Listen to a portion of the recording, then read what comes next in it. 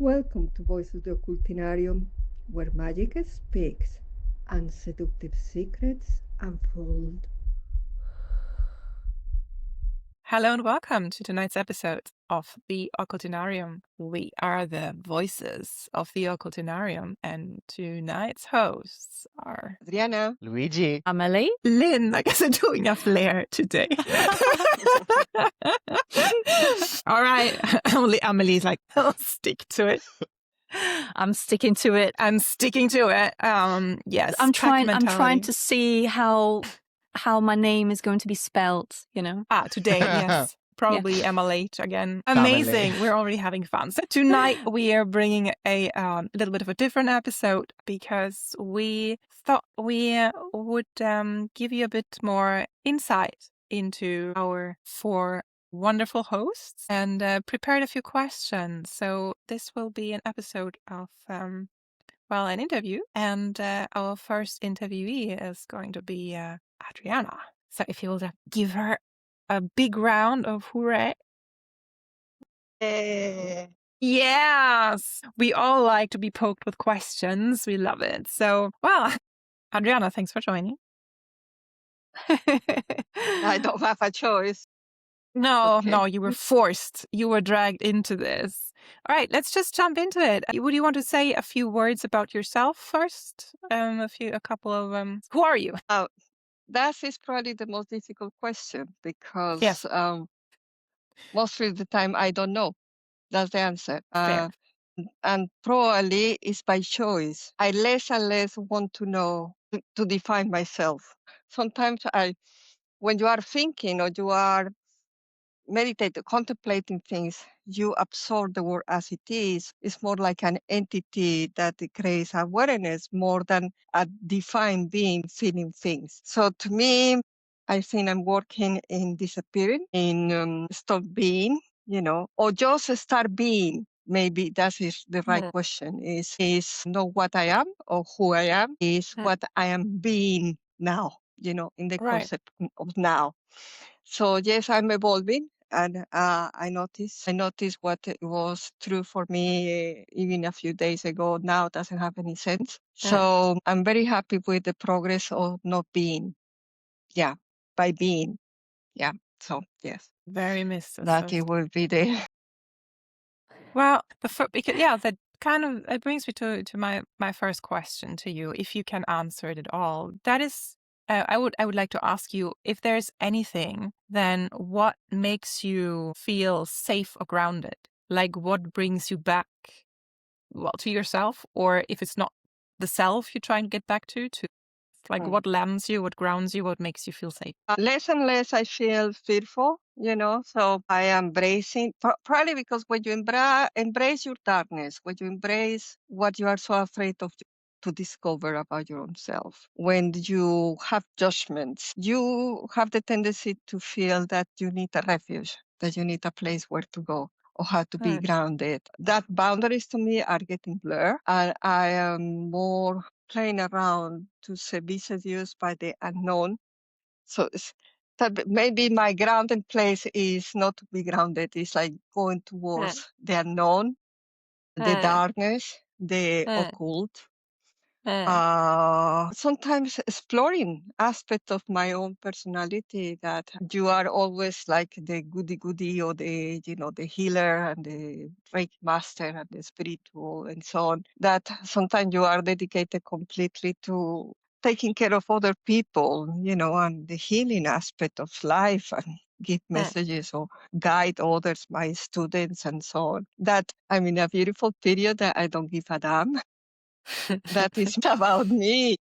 I was reading the other day, it was fascinating because we're talking about empaths, the Sophia empath. And I think I'm evolving towards that concept because it's when you stop being something for others, but it's just the essence of who you are. If part of me is helping others to relieve pain and to be in a path of self-discovery for their own healing and so on, that is part of my fulfill purpose, if I want to say that. But to be honest, I realize I don't even have a purpose. I'm just has to being in the present tense, not even be, but just being like evolving as it comes. So that gives me the freedom to to explore everything as it comes, as it is, not giving it a color or light or darkness or not, no more definitions, maybe, working probably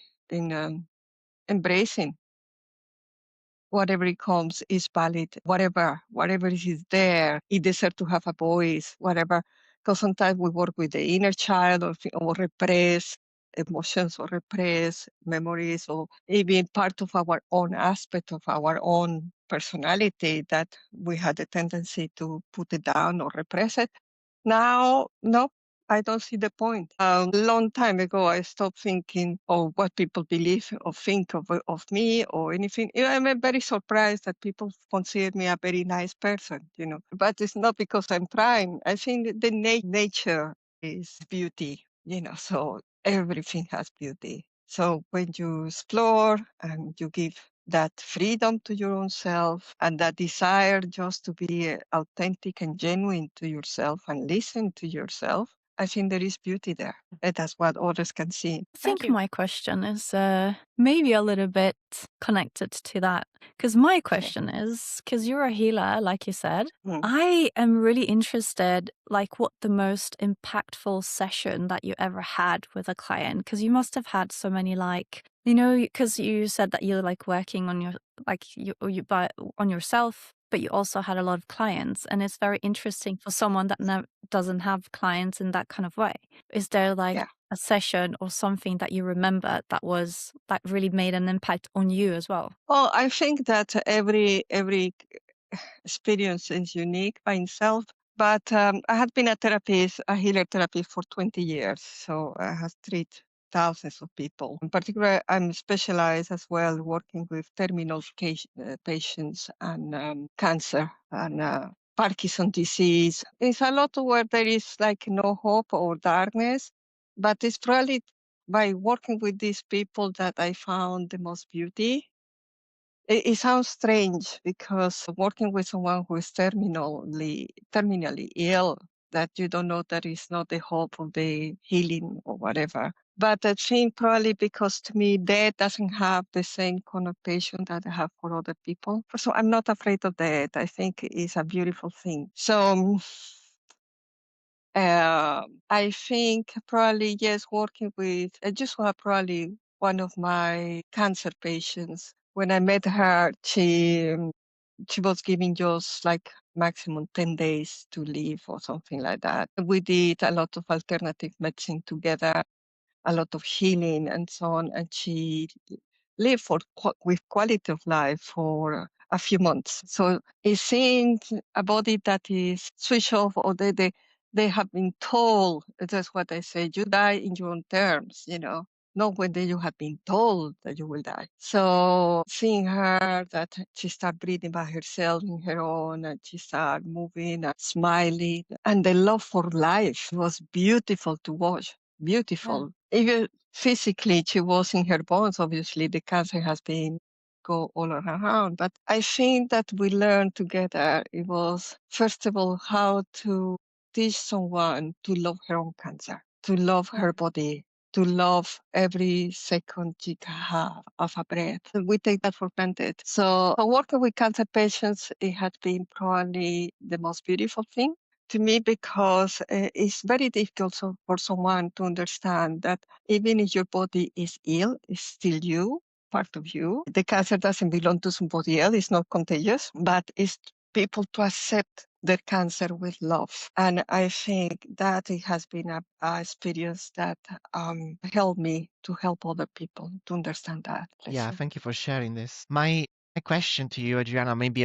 a little bit disconnected to the thread that we've been following, and it's quite a Piscean question, if you know what I mean. So I don't know exactly how to phrase it, but basically, and it's totally fine if it hasn't been your experience, but I like to think that somewhere down the journey, across the journey, down the line, each one of us, and maybe each of the people listening, who knows, people that are experiencing certain awakenings, certain changes in themselves and in the outer, wider world, So you experience it, you sense it, you feel it. But I like to think that it's totally natural for any of us to have experienced some doubt. You feel, you sense, you observe, and you experience, but you dismiss. You're like, it's not true, it's not real, it's not me. So my question basically, it's around that line, around, has there ever been a point in your journey, whether it's the past, the present, or do you perceive anything like that happening, where you have doubted either the circumstances that were occurring,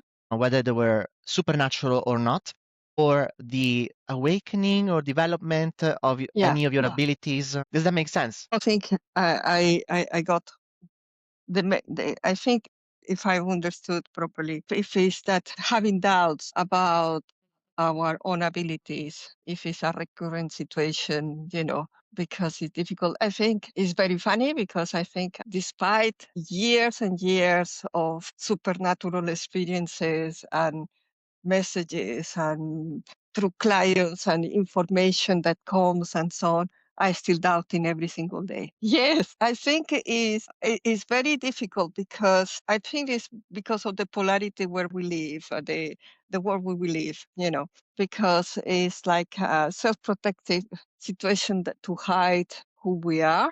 But at the same time, is that we learn to live like in a way, in a schizophrenic way, so halfway here, halfway there. Maybe the fear of judgment make us to judge ourselves first. And it's very funny, because I notice that the psychic abilities and the supernatural has been with me all my life. That probably it was normal to me when I tell a little bit the stories to somebody else. It's like, like, you are weird, you are, God, you are like scary, but it's normal for us.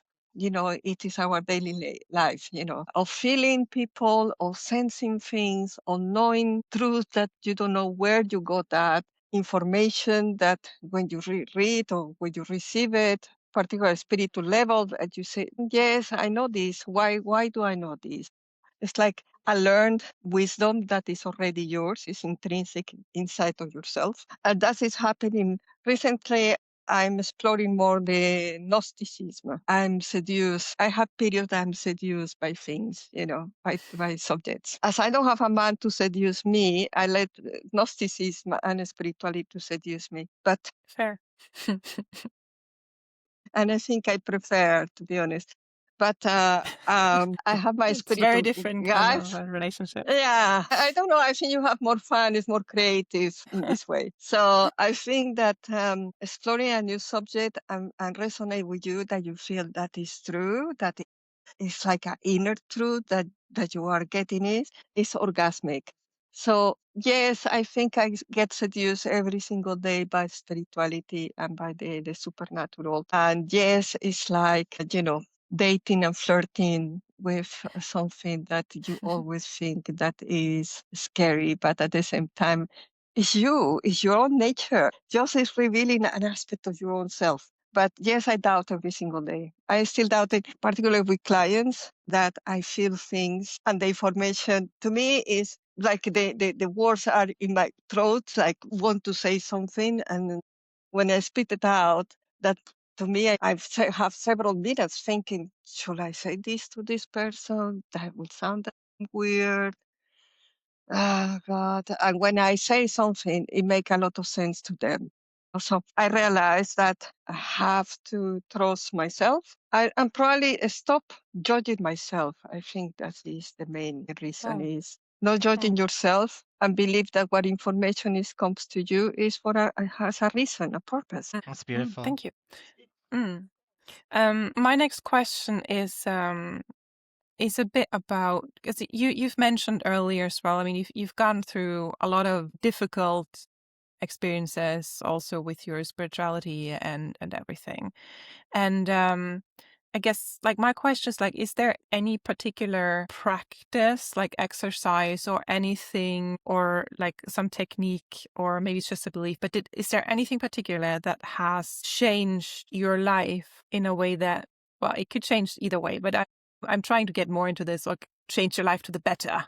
Is there anything anything very particular, if you could name one thing that worked really well for you? I think through years of evolution, you require less and less technique because it becomes more like intrinsic inside of yourself. It's like an inner knowledge. So you have the tendency, I have the tendency to do less rituals, being less ritualistic, less superstition, if you want to call it like that, or less in need of external things to support me. Nowadays, yes, I had a very traumatic lifestyle, very, very, very difficult, challenging passages. One of them I can say that domestic violence was one of them, with my second husband, that I had to move with my baby who was 16 months old and went to a refuge and lived there for 26 months till when they allocate me the house where I live.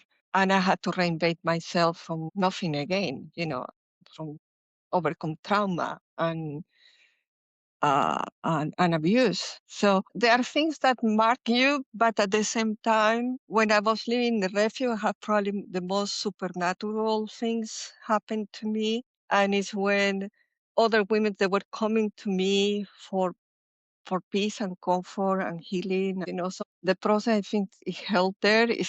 I realized wherever I had been Colombia to France, where I lived 6 years, and then I felt a call that I had to was in a bus in Paris and getting a stop and threw myself nearly on the floor, getting inside of a church because a call called me. And they said to me, go to the UK. And out of the blue, I arrived to London, not even having a place where to live or anything like that. Met a few friends of my ex-husband, and then they invited me to live with them. So things like that, they are all connected, connections take you to that. But going back to the refuge, yes, it was a very traumatic experience, but at the same time, the most supernatural things happened to me was there, and the more help and support you realize you have. And I always felt secure at the refuge, and it's like I have guardian angels that were coming to me, and people providing for me everything I needed. When I arrived to this house as well, it was an empty house in the middle of winter, but things were coming across like by magic, So there is always magic in your life, no matter how challenges or difficulties you're having in your life. Is just to realize and to allow them to happen. And sometimes with time, I have learned that when you overcome your fear, when you are surrendering to the situations, things come with their own solutions and learning and experiences that at the end of the day, they stop touching you and you come to realize is what is the lesson I need to learn from here. And that is probably what I use now is what is the thing what is happening, not to me as a victim, but is as what is the learning information, what is the evolution process that I have to learn from here. And the faster you learn it, the quickest it passes. So yes, if I come back to that point to round the whole thing, I will say when I became a Reiki practitioner and then a Reiki master and start teaching and things like that, spirituality and so on, you play in a different roles and you go toward different philosophies and go for formulas and crystals and everything like that. But it's not I stop believing in them, it's that I don't need them anymore. Yeah, makes sense. I think Thank you. my next question, maybe you kind of answered it a little bit already, but as someone that, because I know you and you're always very curious of learning new things. So my next question was, what's the next thing that you would like to learn about? Well, like, what's the next thing on your agenda? And you said Gnosticism, but is there anything beside that? Maybe something else that you're like, yes, I'm really intrigued by this. This is something like take a course or something new that you felt? Yeah. Well, yes, I'm constantly learning things. I think my mother used to call me the eternal student, and said, when are you going to start making money and stuff, learning things. But I think since they come, sometimes they have a period that there is not a particular shape of things that materialize, but for example, with the tarot, I don't know, I like the information came, learn tarot. I saw I went to the internet and I saw Joe, and then I did the course with you guys, and we became friends through that. But I think then I have AI. I finished the diploma at this moment in time. Yes, I think I am more towards me. I think the main subject now is like unlearn who I am and go directly to the source. So probably Gnosticism is because it's an invitation to go very deep inside of your own self, so, and that's what I'm learning from the Gnostic principles and the monad and the pleroma, and work with these forces that force you to have a certain degree of honesty and integrity to go direct inside of yourself. So that is where I am right now, till I found something fascinating that I would say, hey, yeah, let's be curious. Because I think we have to be curious. We have to die with curiosity. If we are not curious about death, we will not die in peace. So I think, yes, we have to be curious and try to dedicate a little bit of passion to everything that calls for our curiosity. Thank you for that. I think my next question might be based on what you responded to so far. It might be not tricky to answer, but maybe you don't have a specific answer for this, and that's fine. But the question that I wanted to propose was, if you were to say close your eyes and forget what you look like, forget what you sound like, but you're invited to visualize an image of the most powerful being that you can possibly be. And by powerful, I don't simply mean immense strength. I don't mean the power to dominate the world and whatnot, but simply a being without limits, a being of pure freedom. What image comes to mind? That is very easy. Tiamat and magic. I think magic is the answer, because according to related to the question you made last, I think it's the fear of magic that is stopping us to believe in our own self. So if something I could explore and being limitless and nothing, don't have boundaries or anything like that, it would be pure magic. I think that is the most seductive role that we can play.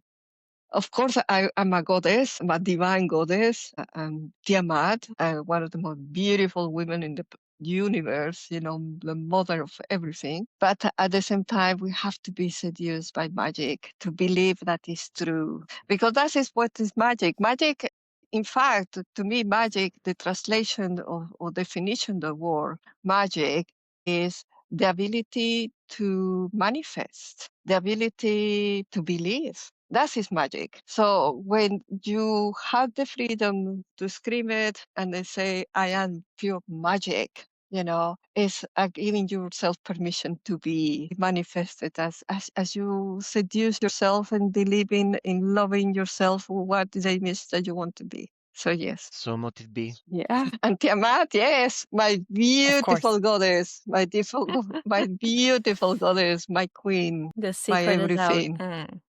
Yeah, so that is my dragon. Being a dragon, I think, is giving you that freedom of that beauty of magic.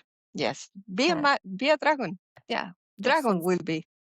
That's a good advice in general, I think. Be a dragon. That's very quotable. Yes. Well, next question, and I said will be the last round of questions, and one of the questions I have here, you actually already answered, so I'm just going to the other question. And that was a question, the question is whether you feel like you are really changing or whether you're still sabotaging your... Well, I think both is the answer. I think I'm already changing, but I'm still sabotaging myself. So I think that it's through the sabotaging. No, it's not through the sabotaging. It's through creating awareness when you are sabotaging yourself that you change. So I think when you use the sabotaging yourself as a tool to realize the thing that you need to change, is wonderful. The problem is most of the time we sabotage ourselves in a subconscious way, and we have the tendency to carry on repeating patterns of behavior and patterns of particular relationship. I'm a terrible with relationships, and well, probably not terrible. I think the war is terrible with me. God, I got cough nothing. This is the dragon that the fire is not coming out. We can also cut that out, so it's fine. Sorry. We can just skip it.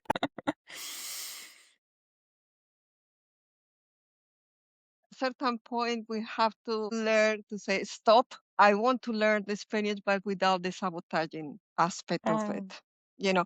But I think that is very difficult to make deep changes deep inside of yourself in a subconscious level. You have to have probably a more stronger emotion, that can trigger a change, that the original emotion anchor that behavior in you. So I think it's very difficult to change. It's very difficult to be aware of situations where you are sabotaging yourself. So I'm working on that. I'm working on how can be conscious of the subconscious aspect of my behavior. Yeah, we're very resistant to change. Yeah.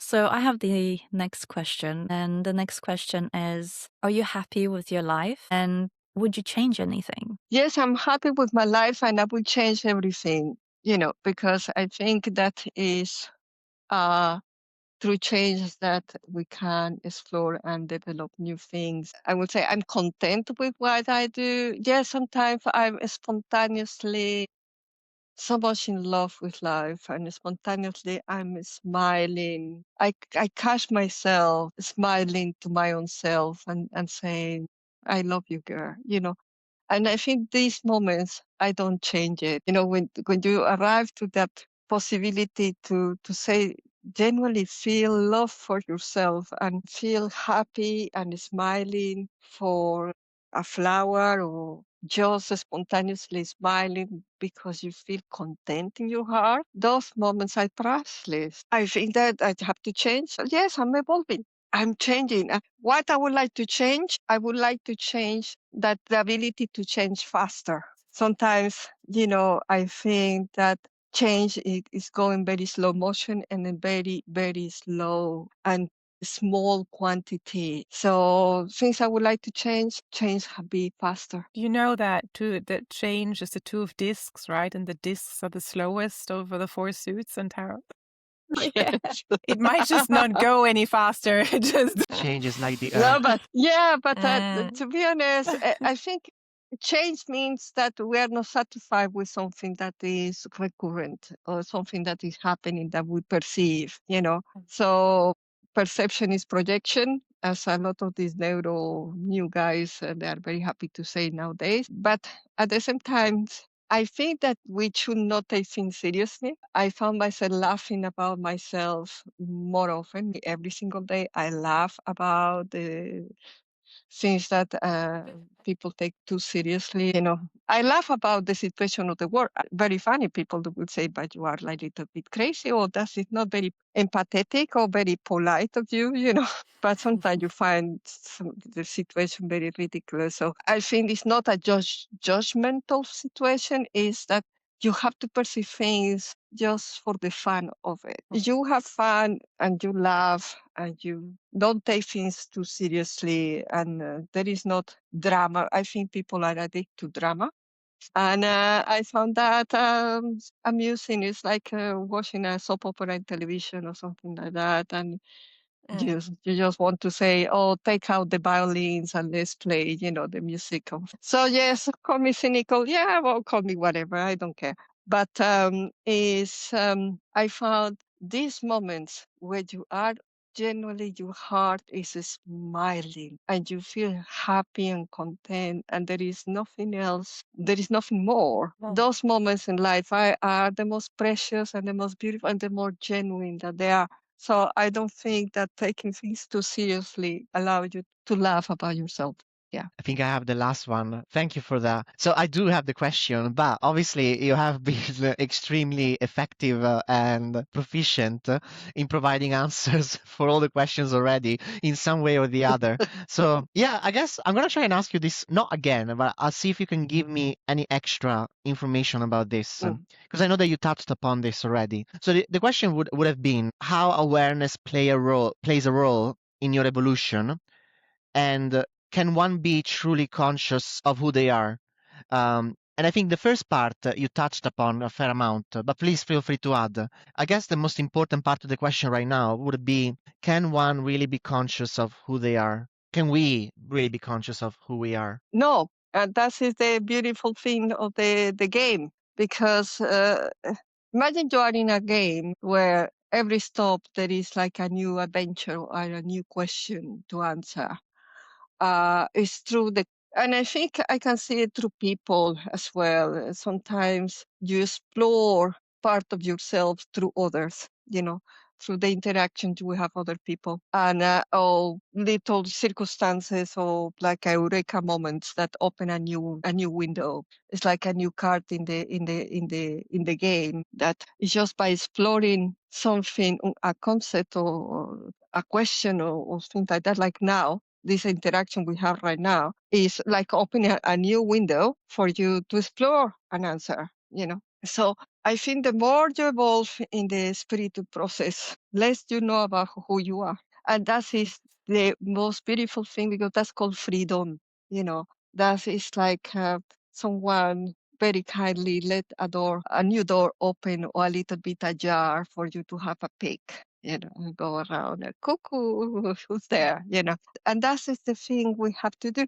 It's like seeing the world as we were children, that we were seeing everything big and tall and awesome and wow. And so I think awareness, it gives you that latitude of freedom to explore new things and to be like humble, but humble in a different way. It's not this, because particularly in the spiritual world, we have here people with a lot of these spiritual egos that is a trap, that is sometimes worse than, people who consider themselves no spiritual, whatever. But I think real awareness is not to make you humble. It's that is invite you to play as a child, to have a look, a peek in that new door that it had just opened. So if you take that as something that you would like to learn or to explore or to adventures or to have the curiosity just to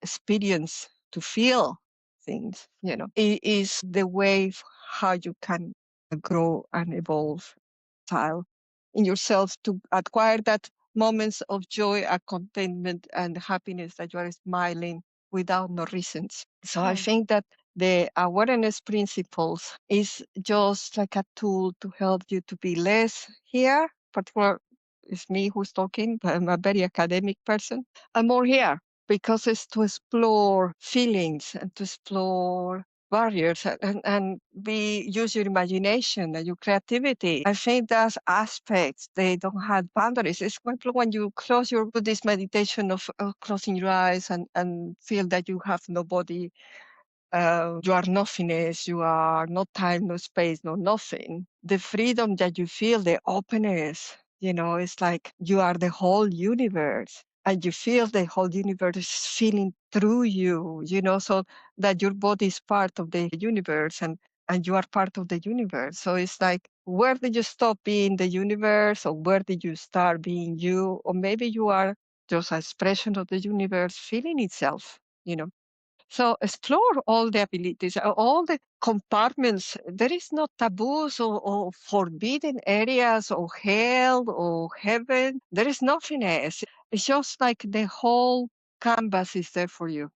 And if for that, we become humble, because it's not as we have the ability to be the whole universe, we just have to have a smile and say, it is okay to be the universe. So there is nothing to show, to demonstrate, or to prove, or disapprove on others that believe, or they believe in whatever God they believe.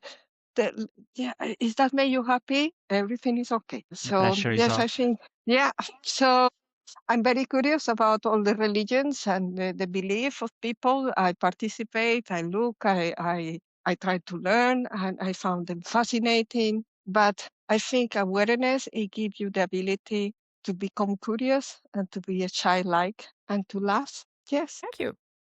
Thank Well, you. very good. Then That was a lecture in consciousness. and Gnosticism. Yeah. Well, yeah, that I'm quite concludes mystical. our Yes, I am mystical. Yeah, I yes. am. Well, that concludes our first interview for our hosts. Thank you very much. That's very kind. Drop a comment, like, subscribe, and if you want to know more about us other three hosts, you can just click yourself through to the videos if they're already uploaded and watch the next one, whoever you're most curious about. Thanks for tonight, and catch you in the next very one. much to you all. Thank you for your lovely questions. And I hope I open a little bit window to know more, or you have people to be more curious, or even people want to make questions or they relate to their situation. I'm happy to assist anyone who needs it. Thank you. 100%. Thank you. Good night. Bye. Bye. We are the voices of the Occultinarium. Welcome to the rabbit holes.